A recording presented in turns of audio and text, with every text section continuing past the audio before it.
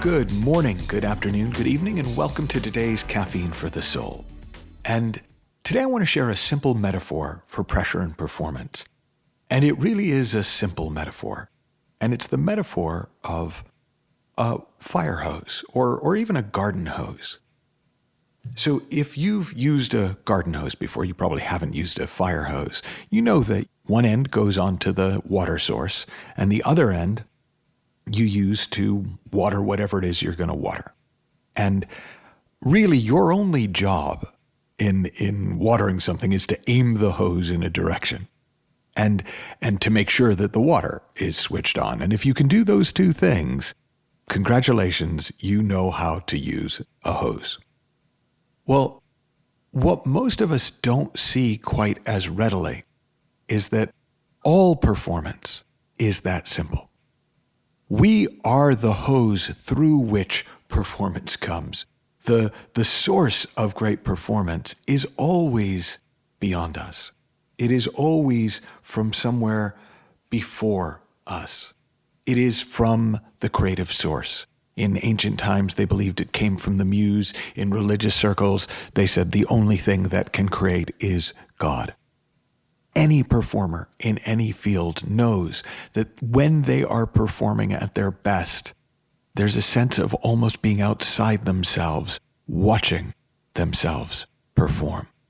One of the great things about sport, one of the great things about playing music, one of the great things about art, one of the great things about speaking and writing and performing is those moments where you get out of the way and the creative force flows through you. And that's where our metaphor starts to perhaps make some pretty obvious sense. If we want to improve our performance, there really are only two things we can do. We can go to the source to see if we can get more oomph, more flow. And we do that by looking to the source. We do that by getting quiet. We do that by looking to the unknown. And we can check to make sure that we haven't accidentally put our own foot on the hose to choke off the flow. Well, what's the equivalent of putting your foot on the hose when it comes to performance? Pressure. Any feeling of pressure that comes with any kind of tension is like putting your foot on the water hose. It limits the flow. At times it can completely stop the flow or slow it to a trickle. And no matter how much water is coming through from source, if you're always stepping on the hose, not a lot is going to come out. So what do we do about that? Because it's not up to us whether or not we feel pressure. Well, actually, it really is most of the time. Because the only way for us to have an experience in our bodies, in our systems, is via thought. That's the essence of the inside-out understanding that I talk about in these podcasts every week. We live in an ongoing experience of thought, which means that the experience of pressure can only be made from thought. And whose thought? Well, ultimately, our thinking. We're feeling our thinking. We're not really feeling the thinking of other people who think there's pressure. We're not really able to feel the words that people use to say, you have to do this or else. We're feeling our own, innocently produced, often completely unconscious thinking. And that thinking tends to take a few very simple forms. One is, this really matters. If you start thinking that any performance really matters, in the short term, when you're first doing that, that might help you focus your mind. That might help you drop distractions. But for most people over time, it quickly turns into pressure, a feeling of tension in the body, which is like the foot going down on the hose. Another way that people create the experience of pressure is by making it all about them. So they will, instead of thinking about what it is that they want to do, the touchdown they want to score, the impact they want to have on an audience, the result they want to get from the meeting, their attention is on what will people think of me if?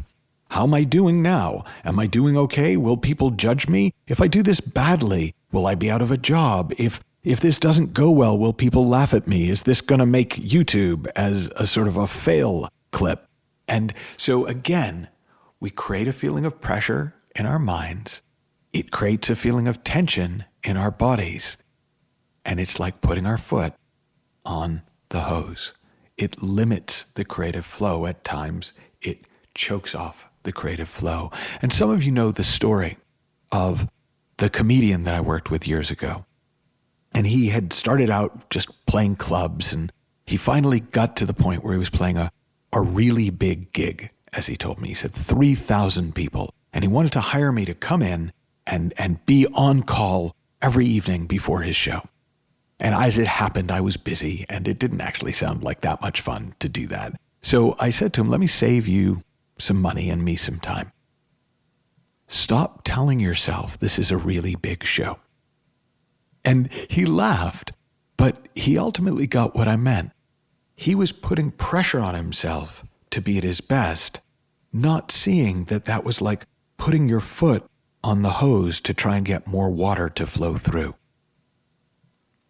We tend to be at our best when it matters enough for us to pay attention, but not enough for us to step on the hose.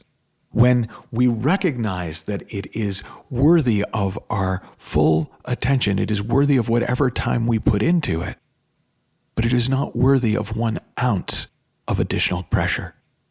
It's worthy of looking to source, of looking to the unknown, but it makes no sense to add pressure to a system that already is designed to allow for optimum flow. So, if you're looking to get more out of yourself, more out of your people, understand you get more out of yourself by looking to source, by cranking up the hose, by opening up the connection to our own creative source, and by taking your foot off the hose. Have fun, learn heaps, and I'll talk with you soon.